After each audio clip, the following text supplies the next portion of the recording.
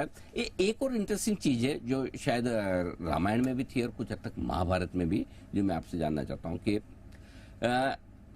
आप किसकी संगत में हैं, इससे भी बहुत कुछ फर्क पड़ता है, राइट? कि आपके दोस्त लोग कौन है, आपके एडवाइजर कौन है। जैसे राम के साथ आपके सुग्रीव हुआ करते थे या हनुमान हुआ करते थे, वहीं रावण के साथ उनके अलग एडवाइजर थे। तो लाइफ में और साथ ही साथ इन्वेस्टमेंट्स में आपके साथ वालों का कितना महत्व है, ये समझाइए। अनिल भाई, बहुत ज़रूरी है कि आप एक अच्छे सलाहकार को अपनाएं। महाभारत में देखें तो कृष्ण भगवान जब सोए हुए थे तो दुर्योधन और अर्जुन दोनों पहुंच गए उनके पास उनकी सहायता लेने के लिए महाभारत के युद्ध में।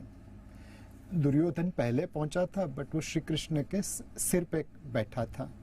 अर्जुन बाद में पहुंचा बट वो श्री कृष्ण के पांव के पास खड़ा था। श्री कृष्ण ने जब आंखें खोली तो पहले अर्जुन को देखा, फिर दुर्योधन को देखा और उन्होंने कहा कि बोलिए, मैं आपको क्या मदद कर सकता हूँ। दुर्योधन ने तुरंत कहा, मैं पहले आया हूँ तो मुझे सबसे पहले मौका मिलना चाहिए। अर्जुन ने कहा कि मुझे कोई फर्क नहीं पड़ता। दुर्योधन ने श्री कृष्ण से उनकी यादव सेना मांग ली। उन्हें लगा कि ये यादव सेना मुझे महाभारत की युद्ध में विजय प्राप्त करवा देगी।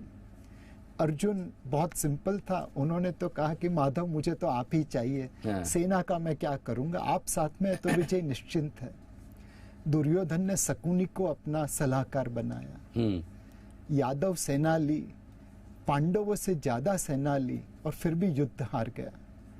अर्जुन ने श्री कृष्ण को अपना सलाहकार बनाया, पांडवों ने श्री कृष्ण को अपना सलाहकार बनाया और उसी वजह से वो जीते।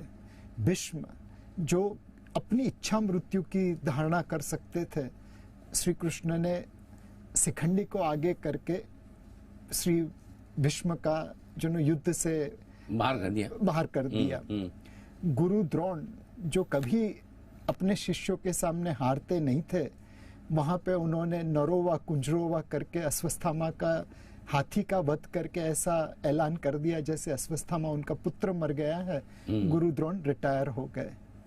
कर्ण जो अगेन शक्तिशाली था, उसके पास शक्ति थी कि जिससे वो अर्जुन का वध कर सकता था, तो घटोत्कच को आगे करके उन्होंने वो भी रोक लिया। तो हर लेवल के ऊपर श्री कृष्ण की सलाह की वजह से पांडव जीत पाए। स्टॉक मार्केट भी कोई महाभारत के जंग से कम थोड़ी है। यहाँ पे हमें श्री कृष्ण जैसे सलाहकार चाहिए, शकुनी जैसे सलाहकार नहीं चाहिए। नहीं, बिल्कुल। और वैसी सलाह देने वाले और सलाह मिलने पर मानने वाले लोग भी होने चाहिए।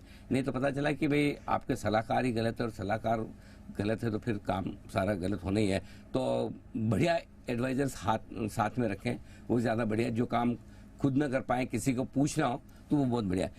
अब ये तो बात हुई काफ़ी कुछ। अच्छा, इससे एक बात और समझ में, नीलेश भाई, न सिर्फ रामायण की बल्कि आपको तो महाभारत की भी पूरी की पूरी जानकारी। और दूसरी चीज़ मुझे नहीं लगता कि कोई ऐसी गुजराती कहावत होगी जो आपको नहीं आती होगी। लगभग आज के प्रोग्राम के 7-8 तो आप पढ़ चुके हैं। गुजराती में पढ़े लिखे हैं तो आज भी अपनी मातृभाषा हमेशा याद रहती है। कोशिश करता हूँ कि मैं और भी भाषाएं पढ़ सकूं, लिख सकूं, बट मातृभाषा ही रहती है।